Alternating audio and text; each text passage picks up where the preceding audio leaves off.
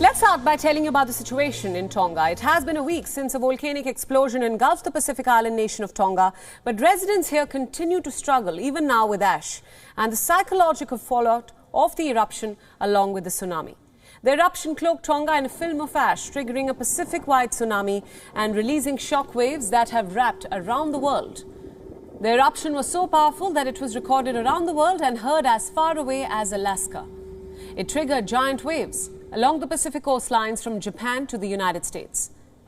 According to NASA scientists, the eruption unleashed explosive forces that dwarfed the power of even the Hiroshima atomic bomb.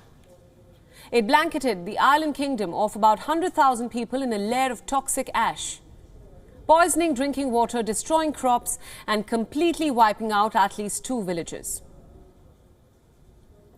So dust in Nuku'alofa is a huge problem. People are still struggling to clean their homes, struggling to clean the roof of their houses. So everybody is, even the unaffected areas by the tsunami are all affected by the ash. Yeah?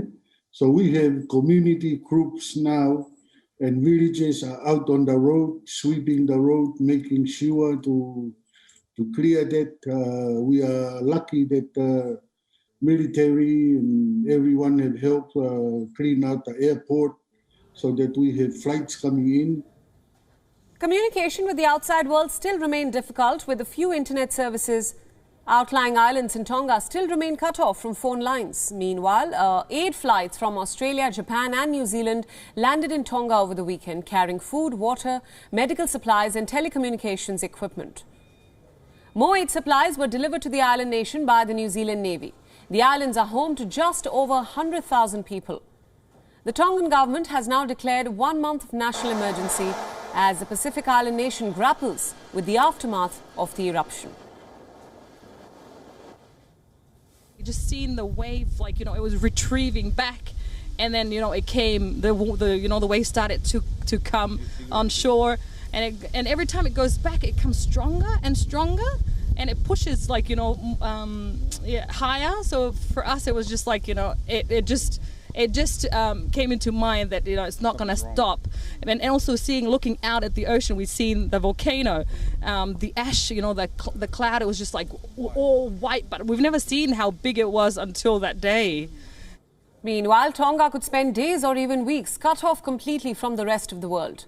This is because the preparation for its sole undersea communications cable is still underway. The cable was ruptured during the massive volcanic eruption. The challenge underlines the vulnerability of undersea fiber optic cables.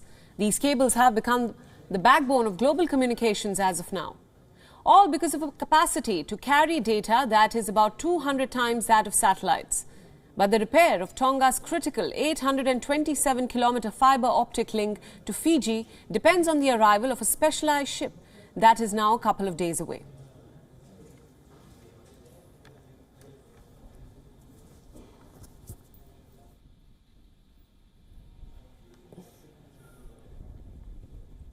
WION World is now available in your country. Download the app now and get all the news updates on the move.